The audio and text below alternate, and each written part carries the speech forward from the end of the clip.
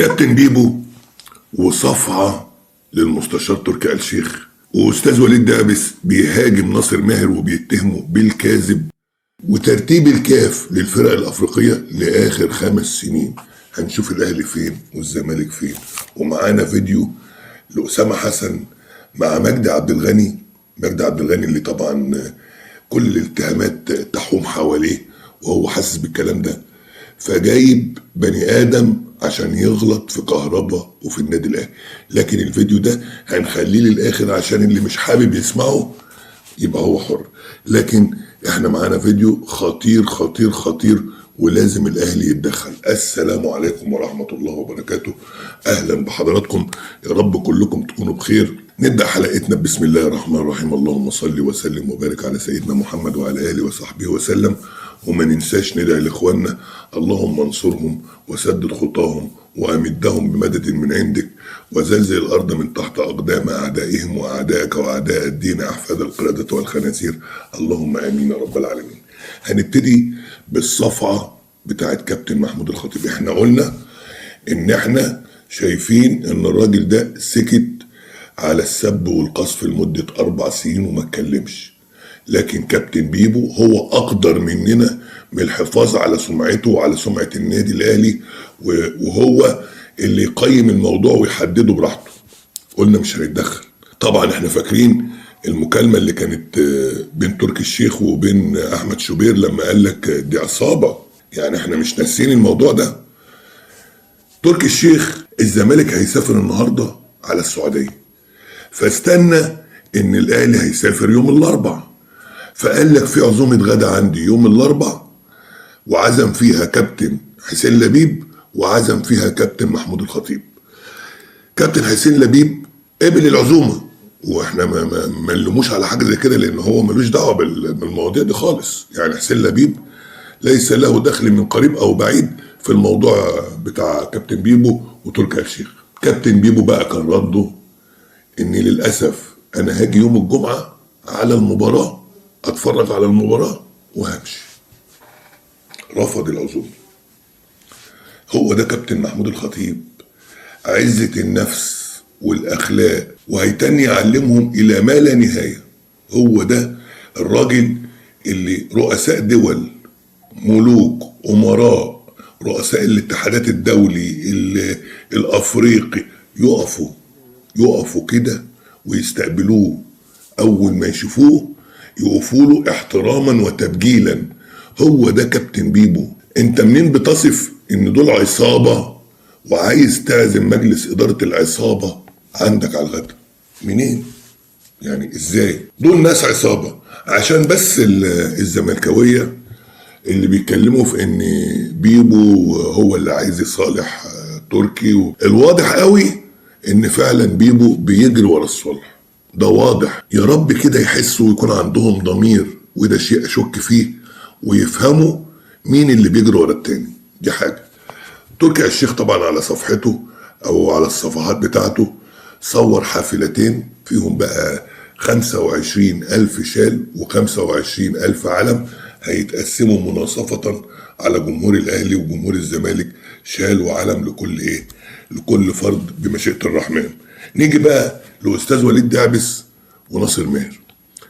أستاذ وليد دعبس طلع في التلفزيون امبارح وقال إن ناصر ماهر إنسان كاذب، وإن هو بيضحك على جمهور الزمالك، وجمهور الزمالك مش عبيط وفاهم قوي إن هو لا أهلاوي ولا زملكاوي ولا فيوتشراوي، ولا هو بيمثل نفسه. ما هو صحيح أنت طالع من قلب الأهلي وواكل وشارب والأهلي اللي عملك، وطلع تقول الأساطير في الزمالك وبتاع، وقال لك إن هو قال كذبا إن هو سايب فلوس لنادي فيوتشر، وأنا كنت هسكت عن غرامة 350,000 جنيه عليه، لكن أنا بعد ما سمعت الكلام هقضيه وهطالبه بالغرامة اللي عليه 350,000 جنيه، لأن ده إنسان مش ملتزم. ما هو كانوا رايحين البعثة بتاعتهم رايحة ليبيا، عد 1 2 3 ناقص 1 في ناصر ماهر مش موجود، لاعب غير ملتزم. هو قال لك كده، قال ان ده لاعب غير ملتزم. وانا كلمت استاذ احمد سليمان اول ما طلع مع مهيب وقال الكلام ده، وقال لي ان نادي الزمالك هيقدم اعتذار رسمي، والكلام ده ما حصلش، وانا هطالبه بالغرامه اللي عليه. كانوا عاملين غرامه عليه حوالي 400,000 جنيه، ما كانش 350. هو امبارح قال 350، لكن اللي احنا كنا عارفينه انها كانت 400,000 جنيه. قال لك خلاص الغرامه دي انا هنفذها وهطالبه بيها. والمفروض احمد سليمان قال لك بالكلمه كده، المفروض ان الراجل بيتربط بكلمته يعني يا استاذ احمد. يعني انت قلت له ان الزمالك هيقدم اعتذار، المفروض ان الزمالك يقدم اعتذار، او هو كمان اللاعب يقدم اعتذار. بلاش مستكبرين ان النادي اللاعب يقدم اعتذار ولا ايه؟ نيجي بقى للكاف والتصنيف بتاع الفرق الافريقيه بعد انتهاء المجموعات بتاعه الكونفدراليه وبتاعه بطوله ابطال الدوري. انتهت المجموعتين، فدلوقتي بيقول لك التصنيف لاخر 5 سنوات عشان نشوف القطب الثاني فين. اصل احنا بندور على القطب الثاني مش لاقيينه، لا عندنا قطب واحد اللي هو الموجب، السالب اللي هو ممكن تاخده من اي حته ده مش لاقيينه.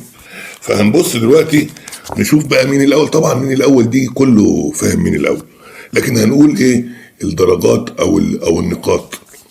الاهلي الاول ب 72 نقطه، بعديه الوداد 60 نقطه، الترجي الثالث 51 نقطه، صن داونز الرابع 59 نقطه، سيمبا 39 نقطه الخامس، بترو اتلتيكو 39 نقطه السادس، شباب بلوزداد 37 نقطه السابع، الرجاء 35 نقطه الثامن، مازيمبي 33 نقطه التاسع.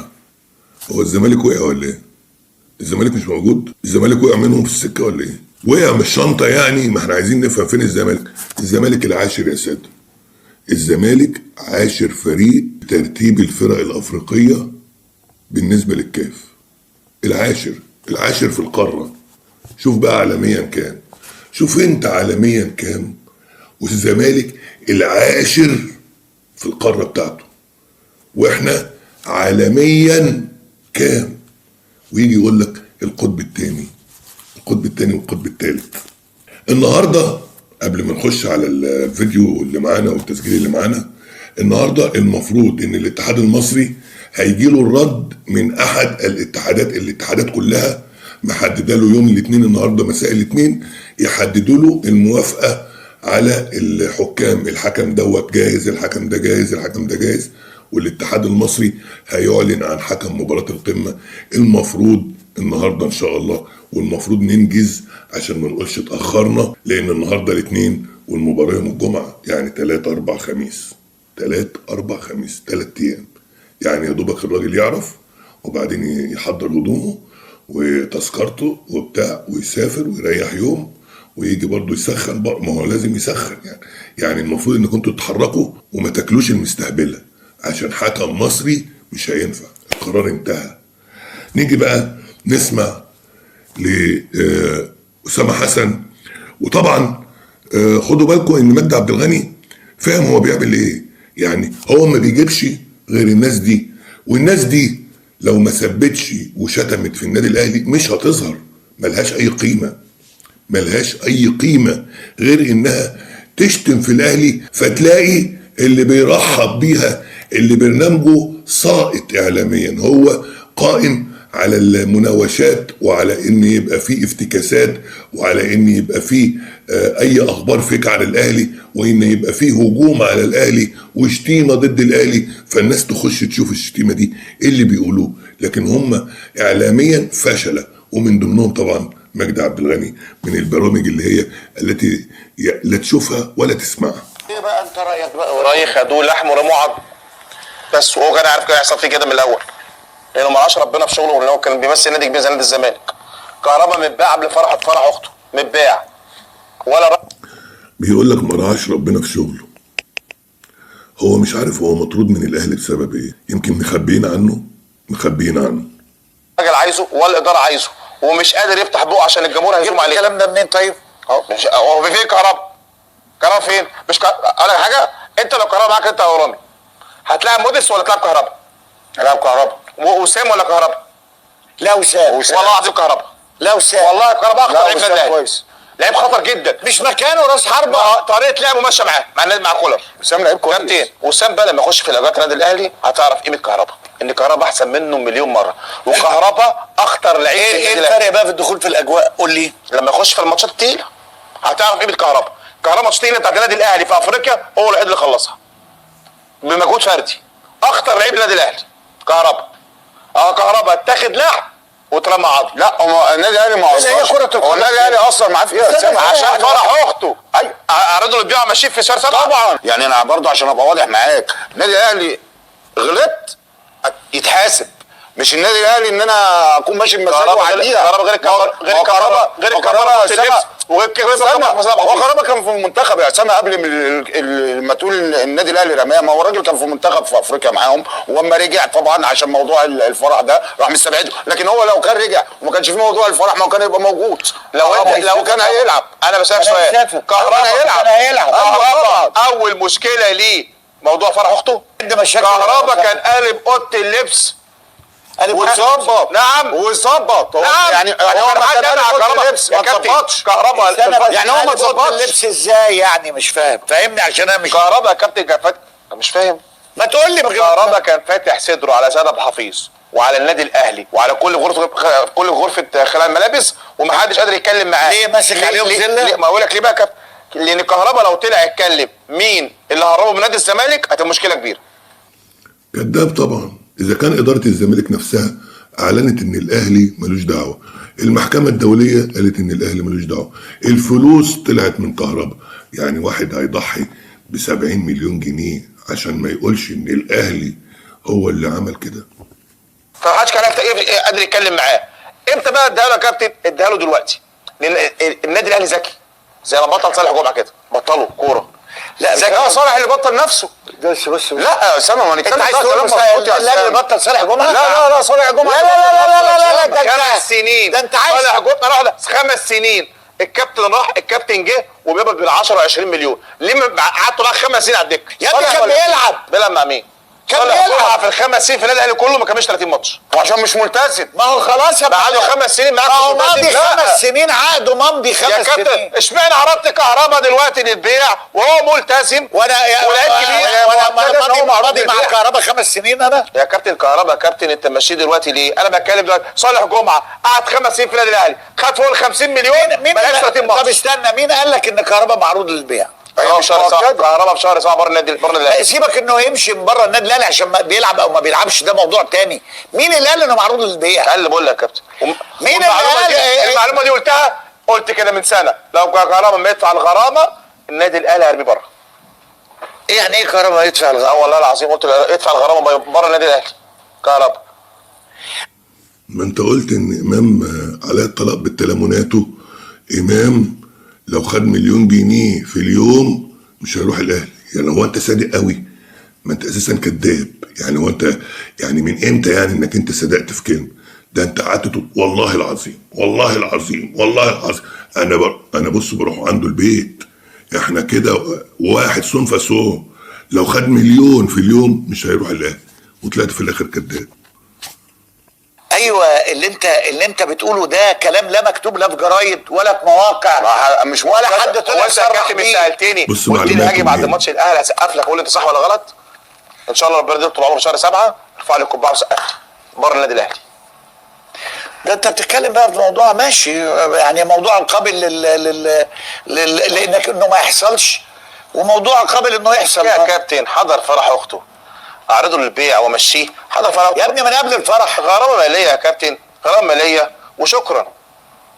غرامه ماليه ايه؟ غرامه ماليه واحد مش ملتزم يا ابني. انت ده بيقول هو انتوا اكتشفتوا ان كهربا مش ملتزم؟